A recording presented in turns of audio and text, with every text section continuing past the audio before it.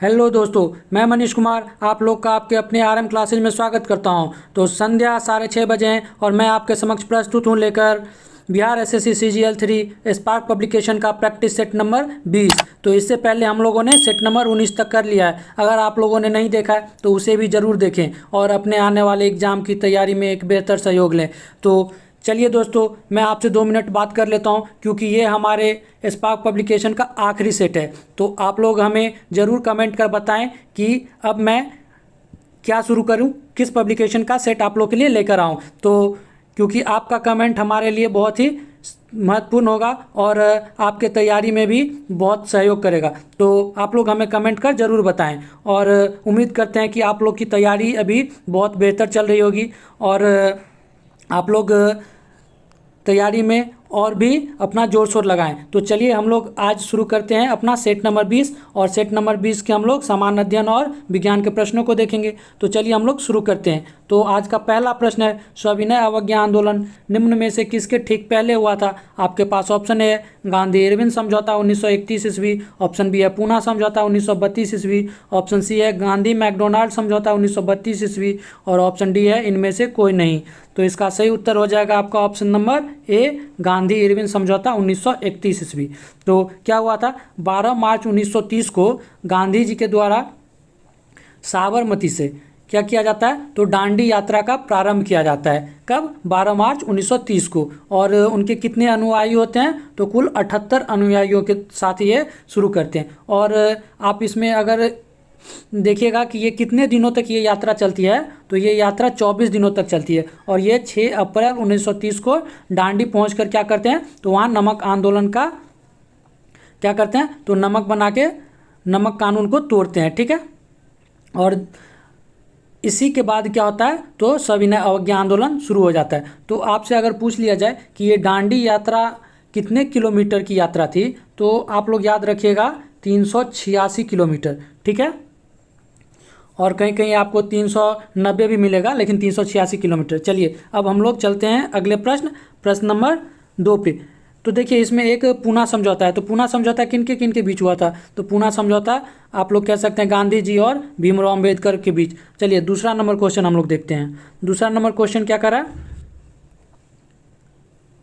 परोपकारिणी सभा के संस्थापक कौन थे। तो आपके पास ऑप्शन है दयानंद सरस्वती, ऑप्शन बी है शिवानंद सरस्वती, ऑप्शन सी है स्वामी विवेकानंद और ऑप्शन डी है स्वामी योगानंद। तो इसका सही उत्तर क्या हो जाएगा आपका, ऑप्शन नंबर ए जो हो जाएगा वो सही उत्तर हो जाएगा। स्वामी दयानंद सरस्वती के द्वारा परोपकारिणी सभा की स्थापना की जाती है। और कब की जाती है, तो आप लोग ये याद रखिएगा 1883 ईस्वी में। ठीक है, तो ये आप लोग याद रखिएगा कब, 1883 ईस्वी में।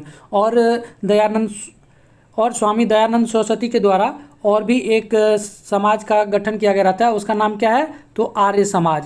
तो आर्य समाज का ये गठन कब करते हैं, तो आप लोग इसका भी याद रखिएगा 1875 में आर्य समाज का गठन करते हैं। ठीक है, और आप लोग याद रखिएगा दयानंद सरस्वती का बचपन का नाम क्या था, तो मूल शंकर। ठीक है, अब चलिए हम लोग चलते हैं अगले प्रश्न तीसरे नंबर पे। तीसरा नंबर प्रश्न कह रहा है किस हड़प्पन स्थल से जुते हुए खेत के प्रमाण मिले हैं। तो ऑप्शन ए है कालीबंगा, बी है कारोती, ऑप्शन सी है सोथी और ऑप्शन डी है नोहर। तो इसका सही उत्तर हो जाएगा आपका ऑप्शन नंबर ए कालीबंगा। ठीक है, और आप लोग इसमें याद रखिएगा कि सिंधु घाटी सभ्यता की खोज किसने की थी, तो दयाराम साहनी के द्वारा इसकी खोज की जाती है। और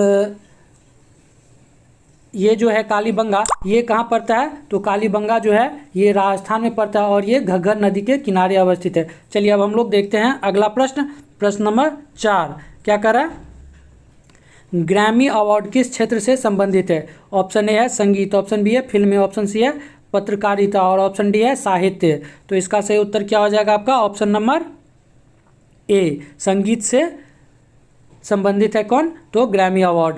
और भारत के 2 व्यक्तियों को ग्रैमी अवार्ड दिया गया है, और कौन कौन से हैं, तो सितार वादक पंडित रविशंकर। ठीक है, कौन है, तो पंडित रविशंकर और उनके शिष्य हैं विश्वमोहन भट्ट। तो इन दोनों को ग्रैमी अवार्ड मिला हुआ है भारत के। चलिए अब हम लोग चलते हैं अगले प्रश्न 5 पे।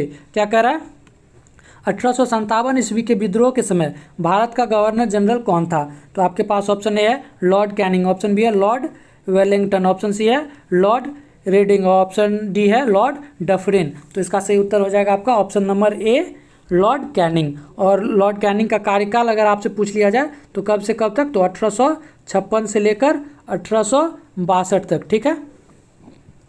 और लॉर्ड कैनिंग के कार्यकाल में और क्या क्या हुआ था तो आप लोग याद रखिएगा कि इंडियन हाई कोर्ट एक्ट 1961 में इनके कार्यकाल में ही पास हुआ था। और इसी के तहत क्या हुआ था तो मद्रास, कलकत्ता और बम्बई में हाई कोर्ट की स्थापना की गई थी, ठीक है। और कैनिंग के समय में ही क्या हुआ था तो 1856 में विधवा पुनर्विवाह अधिनियम जो है वो लागू हुआ था, ठीक है। तो आप लोग ये बात भी याद रखिएगा। चलिए अब हम लोग चलते हैं अगले प्रश्न नंबर 6 पे। जौनपुर शहर की स्थापना किसने की थी? तो आपके पास ऑप्शन है अलाउद्दीन खिलजी, ऑप्शन बी है फिरोज शाह तुगलक, ऑप्शन सी है इल्तुतमिश, ऑप्शन डी है अकबर। तो इसका सही उत्तर हो जाएगा आपका option number B Firoz Shah Tughlaq. तो फिरोज शाह तुगलक के द्वारा बहुत सारे शहर की स्थापना की गई थी जिसमें से एक जौनपुर था। और जौनपुर जो है वो अपने बड़े भाई जौना खां की स्मृति में इस शहर को बसाया गया था, ठीक है। और इनके द्वारा आप लोग याद रखिएगा कि लगभग 300 शहर इनके द्वारा बसाया गया था, जिसमें से आप हिसार हो गया, फिरोजाबाद हो गया, फतेहाबाद हो गया, फिरोजपुर हो गया। तो ये सारे शहर इन्हीं के द्वारा स्थापना किया जाता है, ठीक है। चलिए अब हम लोग देखते हैं अगला प्रश्न नंबर 7 क्या कह रहा है? कोयला किस प्रकार का चट्टान है? तो ऑप्शन ए है आग्नेय चट्टान, ऑप्शन बी है कायांतरित चट्टान, ऑप्शन सी है परतदार चट्टान और ऑप्शन डी है अवसादी चट्टान। तो 7वें का सही उत्तर क्या हो जाएगा आपका? ऑप्शन नंबर, देखिए आप इसमें क्या है तो अवसादी चट्टान के अंतर्गत ये सब आते हैं। और परतदार चट्टान भी यही होता है। तो इसका तो सी और डी दोनों आंसर सही हो जाएगा, ठीक है। और कौन कौन सी इसमें आते हैं तो बलुआ पत्थर आता है, चूना पत्थर आता है, स्लेट आता है, ये सारे क्या हैं तो आप लोग कह सकते हैं परतदार चट्टानें हैं, ठीक है, या अवसादी चट्टानें हैं। चलिए अब हम लोग चलते हैं अगले प्रश्न नंबर 8 पे। तो 8 नंबर प्रश्न क्या कर रहा है? प्रायद्वीपीय भारत की सबसे ऊंची चोटी कौन सी है? तो आपके पास ऑप्शन है डोडा बेटा, ऑप्शन बी है अनायमुडी, ऑप्शन सी है कुंद्रेमुख, ऑप्शन डी है काल सुबाई। तो इसका सही उत्तर क्या हो जाएगा आपका? ऑप्शन नंबर बी अनायमुडी जो है वो प्रायद्वीपीय भारत की सबसे ऊंची चोटी है। तो प्रायद्वीपीय भारत कहने का क्या मतलब है कि दक्षिण भारत की, और ये अनायमुडी जो है वो वहाँ की सबसे ऊंची चोटी है और ये अन्नामलाई पहाड़ी पे स्थित है, ठीक है। तो और आप लोग याद रखिएगा ये डोडा बेटा जो है वो दूसरी सबसे ऊंची चोटी हो जाती है प्रायद्वीपीय भारत की, ठीक है। और ये डोडा बेटा किस पहाड़ी में है तो ये नीलगिरी पहाड़ी में स्थित, या नीलगिरी पहाड़ी की सबसे ऊंची चोटी डोडा बेटा है, ठीक है। चलिए अब हम लोग चलते हैं अगले प्रश्न नंबर 9 पे। क्या कह रहा है? लक्षद्वीप निर्मित है। तो आपके पास ऑप्शन ए है ज्वालामुखी चट्टान से, ऑप्शन बी है प्रवाल भित्ति से, ऑप्शन सी है ए तथा बी दोनों से, ऑप्शन डी है इनमें से कोई नहीं। तो इसका सही उत्तर हो जाएगा आपका ऑप्शन नंबर बी प्रवाल भित्ति से निर्मित है लक्षद्वीप। चलिए अब हम लोग चलते हैं अगले प्रश्न नंबर 10 पे। भारत में किसने स्थानीय स्वशासन को लागू किया था? तो आपके पास ऑप्शन ए है लॉर्ड डफरिन, ऑप्शन बी है लॉर्ड लिटन, ऑप्शन सी है लॉर्ड रिपन और ऑप्शन डी है लॉर्ड कर्जन। तो इसका सही उत्तर हो जाएगा आपका option number C Lord Ripon के द्वारा स्थानीय स्वशासन को लागू किया गया था, ठीक है। और इनके बारे में आप लोग कुछ जान लीजिए। तो लॉर्ड रिपन के शासनकाल में क्या हुआ था तो नियमित रूप से जनगणना शुरू किया गया था। कब? तो 1881 में। और आप लोग याद रखिएगा कि 1881 में ही इनके द्वारा क्या लाया जाता है तो कारखाना अधिनियम भी इनके द्वारा लाया जाता है। चलिए अब हम लोग इसमें एक बात आप लोग और याद रखिएगा कि स्थानीय स्वशासन का पिता भी हम लोग लॉर्ड रिपन को ही कहते हैं। चलिए अब देखते हैं हम लोग 11 नंबर का क्वेश्चन। क्या कह रहा है? प्रसिद्ध ओणम त्योहार किस राज्य का है? आपके पास ऑप्शन ए है तमिलनाडु, ऑप्शन बी है आंध्र प्रदेश, ऑप्शन सी है केरल, ऑप्शन डी है कर्नाटक। तो इसका सही उत्तर क्या हो जाएगा आपका? ऑप्शन नंबर सी केरल का प्रसिद्ध त्योहार है ओणम, ठीक है। और अगर आपसे पूछ लिया जाए कि पोंगल कहाँ का है तो पोंगल जो है वो तमिलनाडु का एक प्रसिद्ध त्योहार है। चलिए अब हम लोग चलते हैं अगले प्रश्न नंबर 12 पे। क्या कह रहा है? शांति के लिए एकजुटता का प्रस्ताव निम्न में से किस संगठन से संबंधित है? तो आपके पास ऑप्शन है नाम, ऑप्शन बी है सार्क, ऑप्शन सी है नाटो और ऑप्शन डी है यूएनओ। तो इसका सही उत्तर क्या हो जाएगा आपका? Option number D UNO. तो यूएनओ का फुल फॉर्म क्या होता है? तो यूनाइटेड नेशन ऑर्गेनाइजेशन, ठीक है। और इसकी स्थापना कब हुई थी? तो 24 अक्टूबर 1945, ठीक है। और ये सुझाव कौन दिया था इसका नाम? तो आप लोग याद रखिएगा कि उस समय अमेरिका के राष्ट्रपति कौन थे? तो फ्रैंकलिन डी जूरवेल्ट। तो इनके द्वारा ये सुझाव दिया गया था इस नाम का। चलिए अब हम लोग चलते हैं अगले प्रश्न 13 पे। और 13 नंबर प्रश्न क्या कर रहा है? निम्न में से 1883 में किस संस्था की स्थापना हुई थी? तो देखिए ये 1883 नहीं होना चाहिए था, ये 1876 होना चाहिए था, ठीक है। तो 1876 में किस संस्था की स्थापना हुई थी आपको बताना है। ऑप्शन ए है भारतीय राष्ट्रीय कांग्रेस, ऑप्शन बी है इंडियन नेशनल एसोसिएशन और ऑप्शन डी है बहिष्कृत हितकारिणी सभा और ऑप्शन डी है इंडियन एसोसिएशन। तो देखिए इसमें ऑप्शन भी कुछ उसी तरह का दिया गया है। तो देखिए भारतीय राष्ट्रीय कांग्रेस की स्थापना कब हुई थी? तो 1885 में। इंडियन नेशनल एसोसिएशन की स्थापना कब हुई थी? तो 1876 में। और इसी को हम लोग इंडियन एसोसिएशन भी कहते हैं। तो आपका तो ऑप्शन बी और डी भी आप लोग कह सकते हैं। तो और बहिष्कृत हितकारिणी की कब हुई थी? तो 1924 को। आप लोग ये याद रखिएगा 1924 को। और बहिष्कृत हितकारिणी सभा किसके द्वारा स्थापित की गई थी? तो ये भीमराव अंबेडकर के द्वारा, ठीक है। और इंडियन नेशनल एसोसिएशन किसके द्वारा किया गया था? तो सुरेंद्रनाथ बनर्जी के द्वारा किया जाता है 1876 में। और इसे 1885-86 में इसका विलय हो जाता है किस में? तो इंडियन नेशनल कांग्रेस में या भारतीय राष्ट्रीय कांग्रेस में, ठीक है। और आप लोग ये याद रखिएगा कि भारतीय राष्ट्रीय कांग्रेस की स्थापना किसने की थी? तो एयो होम के द्वारा किया जाता है। चलिए अब हम लोग चलते हैं अगले प्रश्न नंबर 14 पे। किसके काल में चांदी के जलाली सिक्के का निर्माण किया गया था? आपके पास ऑप्शन ए है शेर शाह, ऑप्शन बी है अकबर, ऑप्शन सी है जहांगीर, ऑप्शन डी है औरंगजेब। तो इसका सही उत्तर हो जाएगा आपका ऑप्शन नंबर बी, अकबर के काल में किया गया था, ठीक है। तो ये चौकोर आकृति का ये सिक्का हुआ करता था, ठीक है। और स्वर्ण का जो था वो सर्वाधिक प्रचलित सिक्का था। और स्वर्ण सिक्के को क्या कहा जाता था? तो इलाही कहा जाता था। आप लोग ये भी याद रखिएगा, ठीक है। और चांदी के सिक्के को क्या कहते थे? तो जलाली। और तांबा के सिक्कों को दाम कहते थे, ठीक है। आप लोग ये याद रखिएगा, दाम। चलिए अब हम लोग चलते हैं अगले प्रश्न नंबर 15 पे। क्या है? निम्नांकित में से कौन सी जनजाति हिमालय की ऋतुकीय घुमंतु पशुपालक जनजाति नहीं है? तो ऑप्शन ए है आपका बकरवाल, ऑप्शन बी है गद्दी, ऑप्शन सी है भूटिया, ऑप्शन डी है टोडा। तो इसका सही उत्तर क्या हो जाएगा आपका? ऑप्शन नंबर डी, टोडा जो है वो कहाँ की है? तो टोडा तमिलनाडु की है, ठीक है। चलिए अब हम लोग चलते हैं अगले प्रश्न नंबर 16 पे। 16 नंबर प्रश्न क्या कर रहा है?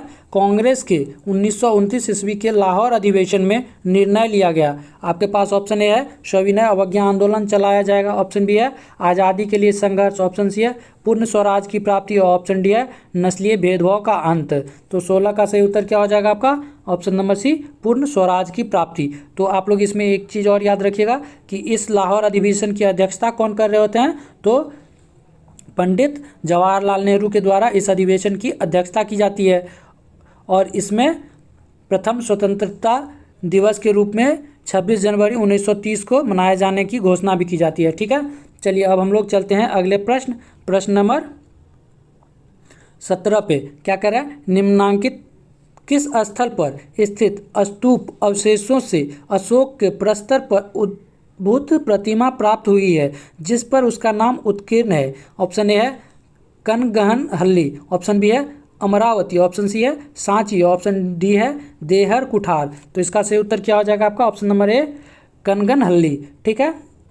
और अगर आपसे पूछ लिया जाए कि किस अभिलेख पे अशोक के नाम का वर्णन किया गया है, तो मस्की जो कर्नाटक से प्राप्त है और गुर्जरा अभिलेख, ठीक है। तो इन दोनों पे अशोक के नाम का अशोक का नाम जो है अंकित है। ठीक है, चलिए अब हम लोग चलते हैं अगले प्रश्न, प्रश्न नंबर 18 पे। 18 नंबर प्रश्न क्या करा, प्रथम भारतीय संचार उपग्रह। आपके पास ऑप्शन ए है मॉम, ऑप्शन बी है आर्यभट्ट, ऑप्शन सी है रोहिणी, ऑप्शन डी है एप्पल। तो इसका सही उत्तर हो जाएगा आपका ऑप्शन नंबर डी एप्पल। ठीक है, और ये कब किया गया था, तो ये 1981 ईस्वी में इसको प्रक्षेपित किया गया था। और ये जो है ये उस समय प्रधानमंत्री कौन थी, तो इंदिरा गांधी। तो इन्हीं के द्वारा ये भारत को समर्पित किया गया था और ये 4 साल अपना योगदान देता है और 1985 में इसे निष्क्रिय कर दिया गया था। ठीक है, चलिए अब हम लोग चलते हैं अगले प्रश्न, प्रश्न नंबर 19 पे।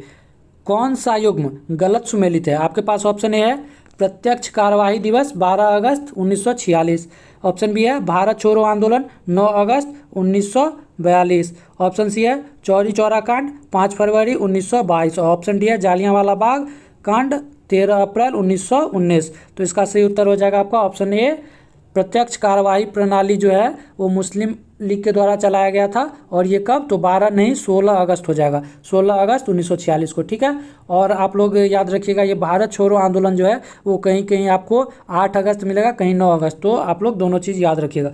चलिए अब हम लोग चलते हैं अगले प्रश्न, प्रश्न नंबर 20 पे। लघु ज्वार भाटा कब आता है। आपके पास ऑप्शन है पूर्णिमा के दिन, ऑप्शन बी है अमावस्या के दिन, ऑप्शन सी है शुक्ल पक्ष सप्तमी के दिन, और ऑप्शन डी है शुक्ल पक्ष नवमी के दिन। तो इसका सही उत्तर हो जाएगा आपका ऑप्शन सी, शुक्ल पक्ष सप्तमी के दिन। तो ये देखिए दोनों पक्ष कौन कौन से पक्ष, एक शुक्ल पक्ष और एक कृष्ण पक्ष, तो इन दोनों के सप्तमी या अष्टमी के दिन ये लघु ज्वार भाटा आते हैं, जबकि दीर्घ ज्वार भाटा पूर्णिमा और अमावस्या के दिन आते हैं। ठीक है, चलिए अब हम लोग चलते हैं अगले प्रश्न, प्रश्न नंबर 21 पे। और 21 नंबर प्रश्न क्या है, निम्न में से किसने वैशेषिक दर्शन का मूल पाठ लिखा। तो ऑप्शन ए है आपके पास जैमिनी, ऑप्शन बी है शंकराचार्य, ऑप्शन डी है कनाद, ऑप्शन डी में क्या है पतंजलि। तो इसका सही उत्तर क्या हो जाएगा आपका ऑप्शन नंबर सी कनाद। ठीक है, तो आप लोग कुछ दर्शन को याद रखिएगा और उसके प्रवर्तक कौन थे, तो जैसे चारवाक, तो चारवाक के प्रवर्तक भी चारवाक ही थे। योग, तो योग के प्रवर्तक कौन थे, तो आप लोग को पता होगा पतंजलि। सांख्य, तो सांख्य के कौन थे, तो कपिल। न्याय के कौन थे, तो न्याय के गौतम। पूर्व मीमांसा के कौन थे, तो जैमिनी, और उत्तर मीमांसा के तो बदरायन।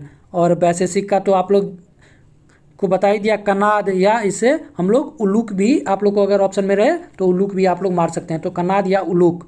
चलिए अब हम लोग चलते हैं अगले प्रश्न, प्रश्न नंबर 22 पे। तो 22 नंबर क्वेश्चन हमारा क्या कर रहा है, एक व्यक्ति एक वैदिक दृष्टिकोण और समाज से उसका संबंध जीवन के 4 उद्देश्यों से निर्धारित होता है, निम्न में से कौन सा इन उद्देश्यों में से एक नहीं है। तो ऑप्शन ए है आपके पास मोक्ष, ऑप्शन बी है सिद्धि, ऑप्शन सी है अर्थ, ऑप्शन डी है धर्म। तो इसका सही उत्तर हो जाएगा आपका ऑप्शन नंबर बी सिद्धि। ठीक है, तो 4 पुरुषार्थ आप लोग याद रखिएगा, धर्म, अर्थ, काम और मोक्ष, और इन्हें क्या कहा गया है, पुरुषार्थ चतुष्टय। ठीक है, और ये किनके द्वारा इसका प्रतिपादन किया गया, तो महर्षि मनु के द्वारा। चलिए अब हम लोग चलते हैं अगले प्रश्न, प्रश्न नंबर 23 पे। क्या कह रहा है, निम्न में से किसका प्रशासन एक ऐसा मॉडल बना जिसका अनुसरण अकबर ने किया जब उसने मुगल साम्राज्य को संगठित किया। ऑप्शन ए है आपके पास इल्तुतमिश, ऑप्शन बी है बहलोल लोदी, ऑप्शन सी है शेरशाह सूरी, ऑप्शन डी है गयासुद्दीन बलवन। तो इसका सही उत्तर क्या हो जाएगा आपका option number C Sher Shah Suri. ठीक है, अब हम लोग चलते हैं अगले प्रश्न, प्रश्न नंबर 24 पे। क्या कह रहा है, निम्न में से कौन सा भारत के 3 प्रणालीगत रूप में से महत्वपूर्ण घरेलू बैंकों में से एक है। तो आपके पास ऑप्शन ए है आरबीएल बैंक, ऑप्शन बी है एक्सिस बैंक, ऑप्शन सी है भारतीय स्टेट बैंक, और ऑप्शन डी है फेडरल बैंक। तो इसका सही उत्तर हो जाएगा आपका ऑप्शन नंबर सी भारतीय स्टेट बैंक। और भारतीय स्टेट बैंक कैसे बना था, तो आप लोग को पता होगा पहले बैंक ऑफ कलकत्ता, जिसे बाद में बैंक ऑफ बंगाल कहा गया, और बैंक ऑफ बम्बई और बैंक ऑफ मद्रास, इन तीनों को मिला के क्या बना दिया गया, विलय करके तो इम्पीरियल बैंक बना दिया गया 1921 में। और फिर 1 जुलाई 1944 को इसी का क्या किया गया, तो इसको स्टेट बैंक ऑफ इंडिया की स्थापना कर दी गई। ठीक है, चलिए अब हम लोग चलते हैं अगले प्रश्न नंबर 25 पे। एक निश्चित समय अवधि के दौरान अर्जित या अनार्जित मौद्रिक या अन्य प्रकार के लाभों की मात्रा को किस नाम से जाना जाता है? ऑप्शन ए है आय, इनकम, ऑप्शन बी है सेवा, सर्विस, ऑप्शन सी है कीमत, प्राइस, ऑप्शन डी है मान, वैल्यू। तो इसका सही उत्तर हो जाएगा आपका ऑप्शन नंबर ए, आय। ठीक है, चलिए अब हम लोग चलते हैं अगले प्रश्न नंबर 26 पे। 26 नंबर प्रश्न कह रहा है, किस वर्ष अटल बिहारी वाजपेयी ने शांति घोषणा पत्र पर हस्ताक्षर करने के लिए लाहौर की बस यात्रा की थी? ऑप्शन ए है आपके पास 1997 ईस्वी, ऑप्शन बी है 1999 ईस्वी, ऑप्शन सी है 1991 ईस्वी, ऑप्शन डी है 1994 ईस्वी। तो इसका सही उत्तर हो जाएगा आपका ऑप्शन नंबर बी 1999 ईस्वी। और ये क्या करते हैं, तो दिल्ली से लाहौर के लिए बस सेवा शुरू करते हैं और इसे लाहौर घोषणा पत्र के रूप में जाना जाता है। ठीक है, और ये किस तरह का था, तो द्विपक्षीय था क्योंकि भारत और पाकिस्तान के बीच हुआ था। चलिए अब हम लोग चलते हैं अगले क्वेश्चन 27 पे। क्या है, भारतीय संविधान के निम्न में से किस अनुच्छेद में देवनागरी लिपि में लिखी हिंदी को संघ की आधिकारिक भाषा के रूप में अपनाया गया? तो ऑप्शन ए है अनुच्छेद 343 क्लॉज 1, ऑप्शन बी है अनुच्छेद 123, ऑप्शन सी है अनुच्छेद 108, ऑप्शन डी है अनुच्छेद 231। तो इसका सही उत्तर क्या हो जाएगा आपका ऑप्शन नंबर ए, अनुच्छेद 343 क्लॉज 1। और अनुच्छेद 123 क्या करता है, तो राष्ट्रपति को अध्यादेश जारी करने का शक्ति प्रदान करता है। अनुच्छेद 108 क्या करता है, तो संयुक्त बैठक बुलाने का अधिकार इनको प्रदान करता है। ठीक है, और आप लोग ये याद रखिएगा कि इसी के तहत क्या होता है, अनुच्छेद 343(1) के तहत क्या किया जाता है, तो हिंदी को जो है वो राजभाषा के रूप में इस्तेमाल किया जाता है। और इसी के याद में क्या किया जाता है, तो 14 सितंबर को हिंदी दिवस के रूप में मनाया जाता है। चलिए अब हम लोग चलते हैं अगले प्रश्न नंबर 28 पे। क्या करा, भीतरकनिका राष्ट्रीय उद्यान निम्न में से किस राज्य में स्थित है? आपके पास ऑप्शन ए है मेघालय, ऑप्शन बी है गोवा, ऑप्शन सी है केरल, ऑप्शन डी है ओडिशा। तो इसका सही उत्तर क्या हो जाएगा आपका ऑप्शन नंबर डी, ओडिशा। तो ओडिशा में और भी राष्ट्रीय उद्यान है, जैसे आप लोग याद रख सकते हैं, तो चिल्का वन्यजीव अभ्यारण्य, कोटगढ़ वन्यजीव अभ्यारण्य, नंदकन, ठीक है, नंदनकानन कौन है, तो नंदनकानन जूलॉजिकल पार्क और सिमलीपाल राष्ट्रीय उद्यान। तो ये सारे आप लोग याद रखिएगा। चलिए अब हम लोग चलते हैं अगले प्रश्न नंबर 29 पे। क्या कर रहा है, the quest for equity in development नामक पुस्तक के लेखक कौन है? आपके पास ऑप्शन है रघुराम राजन, ऑप्शन बी है मनमोहन सिंह, ऑप्शन सी है अमर्त्य सेन, ऑप्शन डी है मोंटेक सिंह आहलूवालिया। तो इसका सही उत्तर हो जाएगा आपका option number B, Manmohan Singh. चलिए अब हम लोग चलते हैं अगले प्रश्न 30 पे। क्या कर रहा है, पुष्यभूति जिन्होंने थानेश्वर से शासन किया था, राजवंश के संस्थापक थे। तो ऑप्शन ए है आपके पास चेर, ऑप्शन बी है वर्धन, ऑप्शन सी है पांड्य, ऑप्शन डी है चालुक्य। तो इसका सही उत्तर हो जाएगा आपका ऑप्शन बी, वर्धन, जिसे पुष्यभूति वंश भी कहते हैं। और इसके संस्थापक कौन थे, तो पुष्यभूति इसके संस्थापक थे। ठीक है, और हर्षवर्धन इसके अंतिम शासक कहे जाते हैं। चलिए अब हम लोग चलते हैं अगले प्रश्न नंबर 31 पे। क्या कह रहा है, धनपत रॉय श्रीवास्तव किस नाम से मशहूर हैं? तो आपके पास ऑप्शन ए है प्रेमचंद, ऑप्शन बी है अज्ञेय, ऑप्शन सी है निराला, ऑप्शन डी है दिनकर। तो देखिए ये क्वेश्चन मैंने आपको पिछले सेटों में भी बताया, तो इसका सही उत्तर हो जाएगा आपका ऑप्शन ए, प्रेमचंद। ठीक है, चलिए अब हम लोग चलते हैं अगला प्रश्न नंबर 32 पे। निम्नलिखित में से किससे ऊन प्राप्त नहीं होता? ऑप्शन ए है सुअर, ऑप्शन बी है खरगोश, ऑप्शन सी है बकरी, ऑप्शन डी है भेड़। तो इसका सही उत्तर हो जाएगा आपका ऑप्शन नंबर ए, सुअर से ऊन प्राप्त नहीं होता। और सबसे बढ़िया क्वालिटी की ऊन किससे प्राप्त होता है, तो आप लोग कह सकते हैं कि कश्मीरी बकरी या भेड़ से। और वो किस प्रकार की ऊन होती है, तो पश्मीना ऊन के नाम से वो जाना जाता है। ठीक है, और वो मुलायम और सबसे गर्म ऊन होती है। चलिए अब हम लोग चलते हैं अगले प्रश्न नंबर 33 पे। क्या कह रहा है, सती प्रथा का सर्वाधिक विरोध किसने किया था? तो ऑप्शन ए है राजा राम मोहन राय, ऑप्शन बी है रामकृष्ण परमहंस, ऑप्शन सी है हेनरी विलियम जियो। ऑप्शन डी है केशव चंद्र सेन। तो इसका सही उत्तर हो जाएगा आपका ऑप्शन नंबर ए, राजा राम मोहन राय के प्रयासों से ही सती प्रथा का अंत हुआ था। और उस समय वायसरॉय कौन थे? तो लॉर्ड विलियम बेंटिक के द्वारा क्या किया जाता है? तो कब 1829 में कानून बना के इसका अंत कर दिया जाता है। और आप लोग इसमें याद रखिएगा किस धारा के अंतर्गत? तो धारा 17 आप लोग याद रखिएगा, धारा 17 के अंतर्गत ये किया जाता है। तो आप लोग से कई बार एग्जाम में ये पूछ लिया जाता है किस धारा के अंतर्गत। चलिए, तो धारा 17। अब हम लोग देखते हैं 34 नंबर प्रश्न क्या कह रहा है। अंतिम मुगल शासक कौन था? आपके पास ऑप्शन ए है बहादुर शाह जफर, ऑप्शन बी है औरंगजेब, ऑप्शन सी है जहानदार शाह, ऑप्शन सी है अब्दुल्ला खां। तो इसका सही उत्तर हो जाएगा आपका option number A Bahadur Shah Zafar, या इसे हम लोग बहादुर शाह द्वितीय भी कहते हैं। और 1857 की क्रांति में ये भाग लेते हैं, जिस कारण इनको क्या कर दिया जाता है?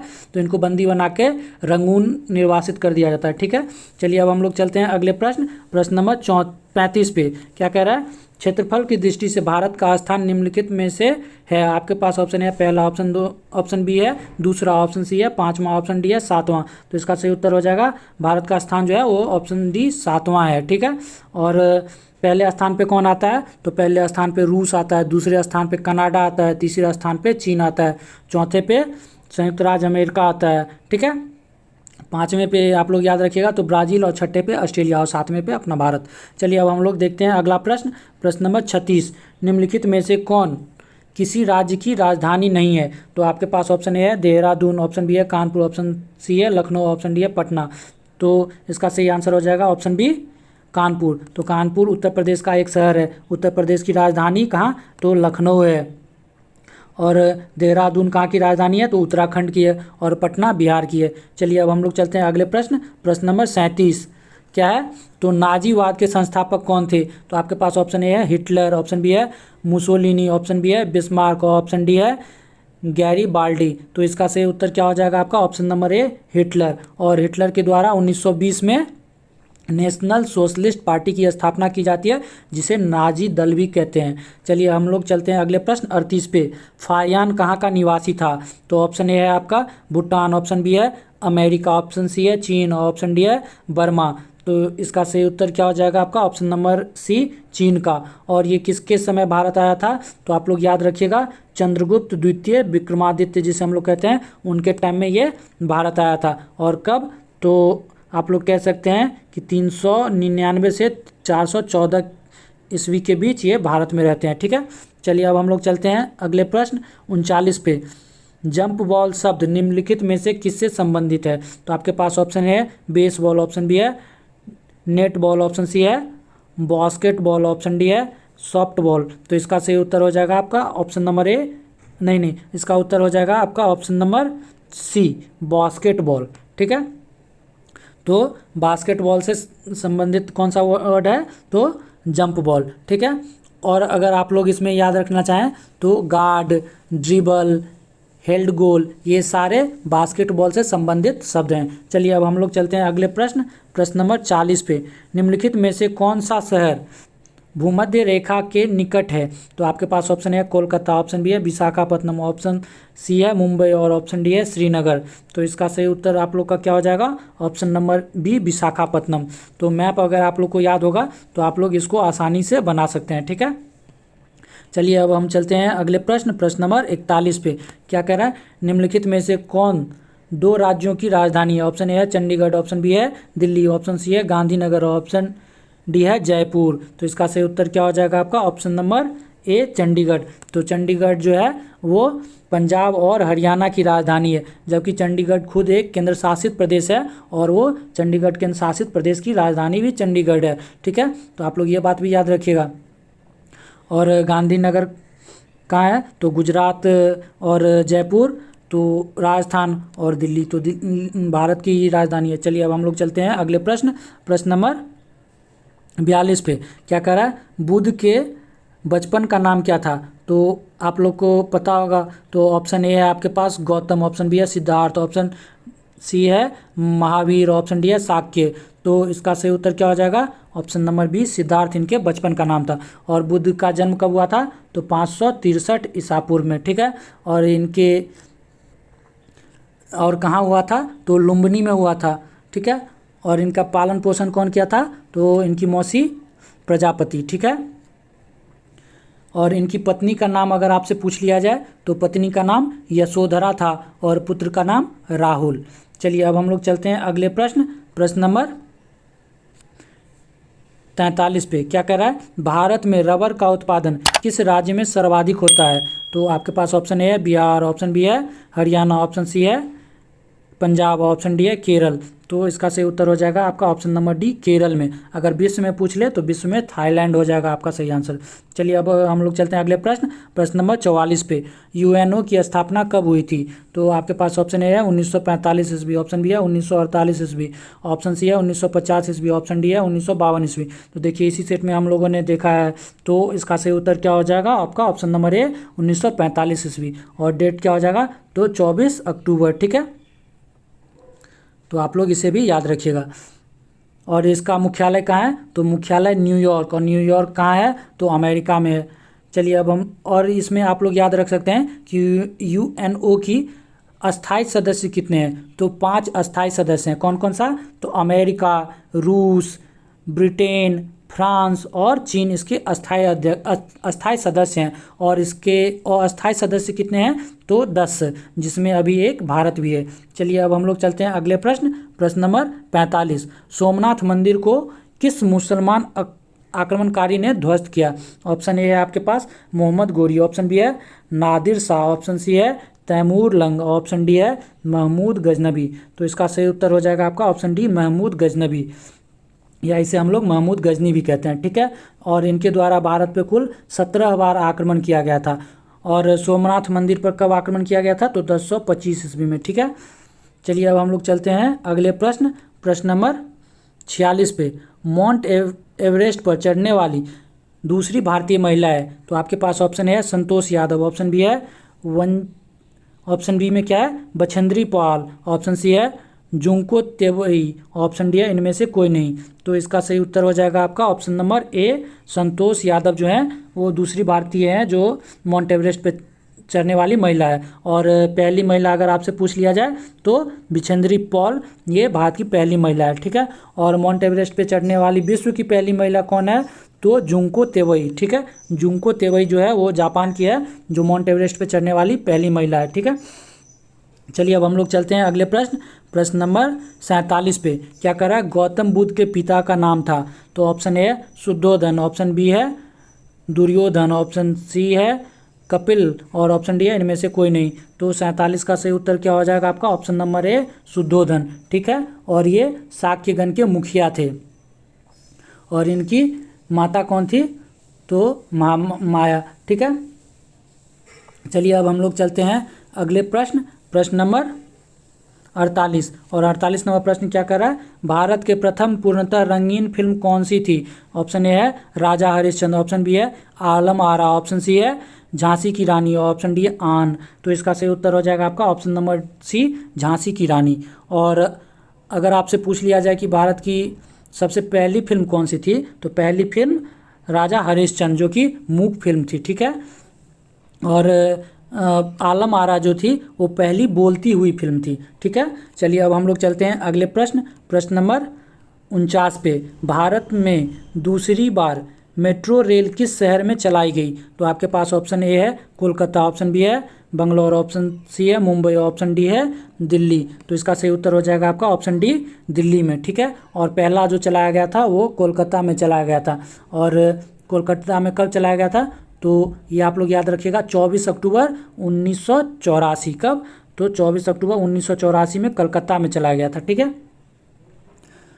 अब हम लोग चलते हैं अगले क्वेश्चन, क्वेश्चन नंबर 50 पे। भारत का नेशनल एंथम एंड क्या है क्वेश्चन, भारत का National Atlas and Thematic Mapping Organisation निम्नलिखित में से किस संस्था पर अवस्थित है, किस स्थान पर अवस्थित है। तो आपके पास ऑप्शन है हैदराबाद, ऑप्शन बी है देहरादून, ऑप्शन सी है कोलकाता, ऑप्शन डी है पुणे। तो इसका सही उत्तर क्या हो जाएगा आपका ऑप्शन नंबर सी, कोलकाता में अवस्थित है, ठीक है। क्या, तो National Atlas and Thematic Mapping Organisation ये कहाँ है, तो कलकत्ता में अवस्थित है। चलिए अब हम लोग चलते हैं यहाँ से विज्ञान के प्रश्नों पे। और विज्ञान के प्रश्नों पे हम लोग देखते हैं आज का पहला जो 51 नंबर का प्रश्न है। क्या कह रहा है? ओजोन परत को प्रभावित करने वाले गैस का नाम क्या है? तो ऑप्शन ए है क्लोरोफ्लोरोकार्बन, ऑप्शन बी है क्या? तो कार्बन डाइऑक्साइड, ऑप्शन सी है नाइट्रस ऑक्साइड और ऑप्शन डी है कार्बन मोनोऑक्साइड। तो इसका सही उत्तर क्या हो जाएगा आपका? Option number A chlorofluorocarbon. ये जो है ओजोन परत को प्रभावित करने वाली गैस है। ठीक है, तो आप लोग इसमें और भी नाम याद रख सकते हैं, जैसे हाइड्रोक्लोरोफ्लोरोकार्बन, जिसको हम लोग क्या कहते हैं? HCFC, क्या कहते हैं? HCFC। ठीक है, और क्लोरोफ्लोरोकार्बन को क्या कहते हैं? तो CFC कहते हैं। ठीक है, और कार्बन टेट्रा क्लोराइड भी है इसमें, और मिथाइल क्लोरोफॉर्म भी, जिस कारण ओजोन परत क्या होता है? तो प्रभावित होता है। चलिए अब हम लोग चलते हैं अगले प्रश्न नंबर 52 पे। क्या कह रहा है? तापमान की इकाई निम्न में से कौन नहीं है? तो आपके पास ऑप्शन है केल्विन, ऑप्शन बी है सेल्सियस, ऑप्शन सी है फ़ारेनहाइट, ऑप्शन डी है कैंडेला। तो इसका सही उत्तर हो जाएगा आपका ऑप्शन नंबर डी कैंडेला। और कैंडेला जो है वो किसकी इकाई है? तो प्रकाश की तीव्रता मापने का इकाई है कैंडेला। चलिए अब हम लोग चलते हैं अगले प्रश्न नंबर 53। क्या कह रहा है? मार्स गैस निम्न में से कौन है? तो आपके पास ऑप्शन है रेडॉन, ऑप्शन बी है हीलियम, ऑप्शन सी है मीथेन, ऑप्शन डी है इथेन। तो इसका सही उत्तर हो जाएगा ऑप्शन सी मीथेन। ठीक है, जिसे हम लोग CH4 भी कहते हैं, और इसे पंख गैस भी कहा जाता है, क्योंकि ये क्या होता है? तो ये दलदली ज़मीन से निकलती है। चलिए अब हम लोग चलते हैं अगले प्रश्न नंबर 54 पे। सूर्य और तारों में ऊर्जा का स्रोत है। आपके पास ऑप्शन है नाभिकीय संलयन, ऑप्शन बी है नाभिकीय विखंडन, ऑप्शन सी है ए तथा बी दोनों, ऑप्शन डी है इनमें से कोई नहीं। तो इसका सही उत्तर क्या हो जाएगा आपका? ऑप्शन नंबर ए नाभिकीय संलयन पर कार्य करता है। सूर्य और तारों में ऊर्जा का स्रोत है ये। और नाभिकीय विखंडन क्या है? तो परमाणु बम जो है वो नाभिकीय विखंडन पे कार्य करता है। ठीक है, चलिए अब हम लोग चलते हैं अगले प्रश्न नंबर 55 पे। क्या कर रहा है? भूपटपट्टी का लगभग 98% भाग 8 तत्वों से बना है। निम्न में से कौन सा तत्व इनमें से एक नहीं है? तो आपके पास ऑप्शन ए है कार्बन, ऑप्शन बी है सिलिकॉन, ऑप्शन सी है कैल्शियम, ऑप्शन डी है ऑक्सीजन। तो देखिए ये क्वेश्चन हम लोगों ने पिछले सेट में भी पढ़ा है। तो इसका सही उत्तर क्या हो जाएगा आपका? Option number D oxygen. नहीं, ये ऑक्सीजन नहीं होगा। इसका सही उत्तर क्या हो जाएगा? ऑप्शन नंबर ए जो हो जाएगा कार्बन जो है, क्योंकि इसमें नहीं है ना, तो कार्बन जो हो जाएगा इसका सही उत्तर हो जाएगा। जबकि ऑक्सीजन जो होता है वो ऑक्सीजन भूपट्टी में सबसे ज़्यादा मात्रा में पाए जाने वाला तत्व है, और ये कितना परसेंट? तो 46% के आसपास ये पाया जाता है। ठीक है, और दूसरा कौन सा है? तो दूसरा सिलिकॉन है। चलिए अब हम लोग चलते हैं अगले प्रश्न नंबर 56 पे। 56 नंबर प्रश्न क्या करा है? निम्न में से कौन से तत्व के लवण सबसे अधिक घुलनशील होते हैं? तो इसका सही उत्तर क्या हो जाएगा आपका? पोटेशियम, ऑप्शन बी है रुबिडियम, ऑप्शन सी है सोडियम, ऑप्शन डी है लिथियम। तो इसका सही उत्तर आप लोग बताइएगा। ऑप्शन नंबर सी हो जाएगा, सोडियम जो है वो सबसे घुलनशील होते हैं। ठीक है, चलिए अब हम लोग चलते हैं अगले प्रश्न नंबर 57 पे। निम्न में से कौन सी एक ग्रीन हाउस गैस नहीं है? तो ऑप्शन ए है हीलियम, ऑप्शन बी है नाइट्रस ऑक्साइड, ऑप्शन सी है जलवाष्प, ऑप्शन डी है सतह के स्तर पर पाई जाने वाली ओजोन। तो इसका सही उत्तर क्या हो जाएगा आपका? Option number A helium. ठीक है, और आप लोग इसमें याद रखिएगा कौन कौन से होते हैं। तो कार्बन डाइऑक्साइड होते हैं, नाइट्रस ऑक्साइड होता है, मीथेन होता है, क्लोरोफ्लोरोकार्बन होते हैं, जलवाष्प होते हैं और ओजोन होते हैं। तो ये सारे जो हैं वो ग्रीन हाउस गैस में आते हैं। चलिए अब हम लोग देखते हैं अगला प्रश्न नंबर 58। निम्न में से कौन सा सफ़ेद चींटी वाइट एंट का दूसरा नाम है? ऑप्शन ए है आपके पास मच्छर, मतलब मॉस्क्यूटो, ऑप्शन बी है ततैया वॉस्प, ऑप्शन सी है मक्खी हाउस फ्लाई, ऑप्शन डी है दीमक टर्माइट। तो इसका सही उत्तर क्या हो जाएगा आपका? ऑप्शन नंबर डी दीमक टर्माइट। ठीक है, और दीमक को एक चीज़ हम लोग और कहते हैं, तो इसे हम लोग बुशमैन का क्या कहते हैं? चावल भी कहते हैं। ठीक है, बुशमैन जनजाति का। ठीक है, चलिए अब हम लोग चलते हैं अगले क्वेश्चन नंबर 59 पे। 59 नंबर प्रश्न क्या कर रहा है? एक एकल कोशिका द्वारा जनन क्षम पूर्ण व्यक्ति को पैदा करने की क्षमता को कहते हैं। तो ऑप्शन ए है आपके पास उत्परिवर्तन, ऑप्शन बी है प्रतिरूपण, ऑप्शन सी है पूर्ण सतकता और ऑप्शन डी है बहुसक्ता। सकता। तो इसका सही उत्तर क्या हो जाएगा आपका ऑप्शन नंबर सी जो हो जाएगा पूर्ण सकता। तो इसका सही उत्तर हो जाएगा। ठीक है, चलिए अब हम लोग चलते हैं ऑप्शन 60 नंबर पे। बल की दिशा में विस्थापन के साथ बल के गुणन द्वारा क्या निरूपित किया जाता है? ऑप्शन ए है आवेग, ऑप्शन बी है संवेग, ऑप्शन सी है शक्ति और ऑप्शन डी है कार्य। तो इसका सही उत्तर हो जाएगा आपका ऑप्शन नंबर डी कार्य, क्योंकि क्या होता है फॉर्मूला W=Fs। ठीक है, तो ये F से हो गया फोर्स बल और S से हो गया डिस्प्लेसमेंट। ठीक है, और W से वर्क। ठीक है, तो अगर इसका आप लोग कार्य का मात्रक याद रखना चाहें तो कार्य का मात्रक क्या हो जाता है? तो जूल हो जाता है और कार्य एक अदिश राशि है। ठीक है, चलिए अब हम लोग चलते हैं अगले क्वेश्चन 61 नंबर पे। तेल दीप में बत्ती का तेल के कारण ऊपर उठता है। ऑप्शन ए है दाब अंतर, ऑप्शन बी है कोशिका क्रिया, ऑप्शन सी है तेल की निम्न श्यानता, ऑप्शन डी है गुरुत्वीय बल। तो इसका सही उत्तर हो जाएगा आपका ऑप्शन नंबर बी केशिका क्रिया। ठीक है, और इस पूरी प्रक्रिया को तेल को ऊपर उठने की प्रक्रिया को क्या कहते हैं हम लोग? तो केशिकत्व कहते हैं। ठीक है, ये क्या होता है? तो ये एक कैपिलरी ट्यूब की तरह ये काम करता है और उसी के तहत ये तेल जो है वो बत्ती के सहारे क्या होता है? तो ऊपर उठ जाता है। ठीक है, चलिए अब हम लोग देखते हैं 62 नंबर क्वेश्चन। और 62 नंबर क्वेश्चन क्या होता है? निम्नलिखित में से कौन सा कथन गलत है? ऑप्शन ए है रक्त अम्लीय होता है, ऑप्शन बी है पित्त रस का स्राव यकृत द्वारा होता है, ऑप्शन सी है अमाशयी रस में HCl होता है, ऑप्शन डी है पित्त रस क्षारीय होता है। तो इसका सही उत्तर क्या हो जाएगा आपका? ऑप्शन नंबर ए जो हो जाएगा वो सही उत्तर हो जाएगा, क्योंकि गलत पूछा है। तो रक्त जो होता है वो क्षारीय होता है और इसका pH मान अगर आप लोग याद रखिएगा तो इसका pH मान 7.35 से 7.45 के बीच होता है। ठीक है, तो हम लोग 7.4 इसको याद रख सकते हैं। चलिए अब हम लोग चलते हैं अगले प्रश्न 63 नंबर पे। क्या कर रहा है? स्पष्ट प्रतिध्वनि तभी सुनी जा सकती है जब परावर्तन सतह की ध्वनि स्रोत से न्यूनतम दूरी हो लगभग। तो ऑप्शन ए है आपके पास 10 मीटर, ऑप्शन बी है 17 मीटर, ऑप्शन सी है 34 मीटर, ऑप्शन डी है 50 मीटर। तो इसका सही उत्तर क्या हो जाएगा आपका? ऑप्शन नंबर बी हो जाएगा 17 मीटर। तो ये कितनी होती है? तो 16.5 मीटर के आसपास होती है। ठीक है, तो इसमें 17 मीटर उसके नज़दीक है, तो ये इसका आंसर हो जाएगा। चलिए अब हम लोग चलते हैं और आप लोग इसमें एक चीज़ और याद रखिएगा कि ध्वनि को निकलने से परावर्तन होने के बाद हमारे तक पहुंचने में ये कुल 1/10 सेकेंड का समय अगर उससे अधिक समय लेता है तभी ये क्या होगा? तो इसका परावर्तन होगा। ठीक है, और प्रतिध्वनि हमें सुनाई देगी। चलिए हम लोग चलते हैं अगले प्रश्न नंबर 64। क्या कह रहा है?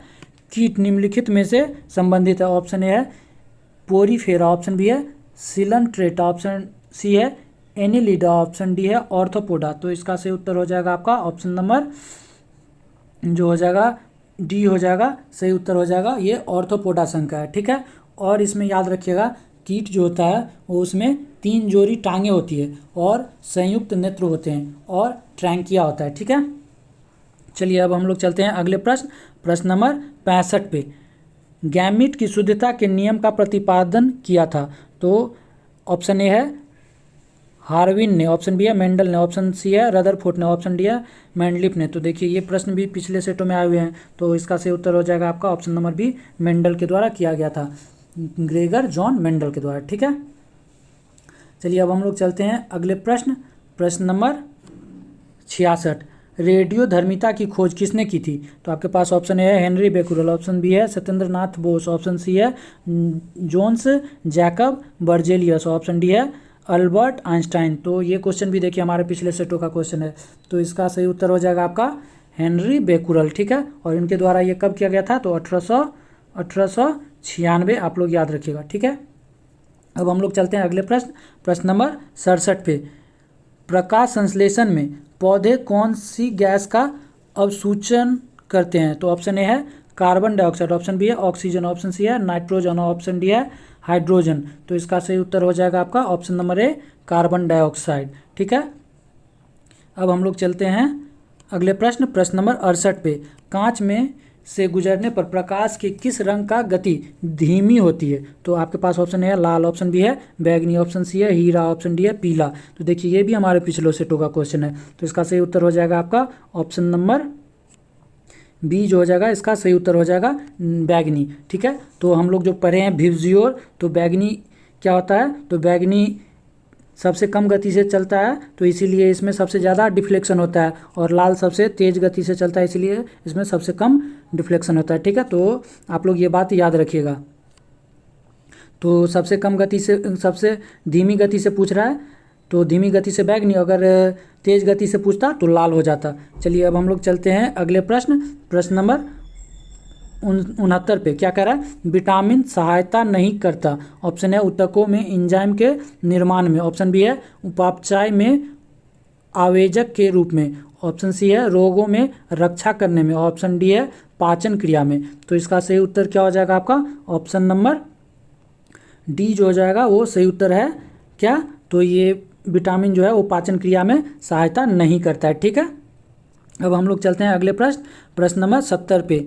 सुपरसोनिक विमान किसको हानि पहुंचाता है? ऑप्शन ए है आयन मंडल, ऑप्शन बी है क्षोभ मंडल, ऑप्शन सी है वायुमंडल, ऑप्शन डी है ओजोन मंडल। तो देखिए ये भी हमारे पिछले सेटों का क्वेश्चन है, तो इसका सही उत्तर क्या हो जाएगा आपका? ऑप्शन नंबर डी, ओजोन मंडल को क्या करता है ये? तो ये हानि पहुंचाता है। ठीक है, क्योंकि इससे जो इसके ईंधन के जलने से जो अवशिष्ट निकलता है वो क्या निकलता है? तो नाइट्रोजन ऑक्साइड उत्सर्जित होता है, और ये ओजोन को क्षति पहुंचाता है। ठीक है, चलिए अब हम लोग चलते हैं अगले प्रश्न, प्रश्न नंबर 71 पे। निम्न में से किसका उपयोग ऊंचाई नापने के लिए होता है? तो आपके पास ऑप्शन है बैरोमीटर, ऑप्शन बी है प्लानीमीटर, और ऑप्शन सी है अल्टीमीटर, और ऑप्शन डी है हाइड्रोमीटर। तो इसका सही उत्तर क्या हो जाएगा आपका?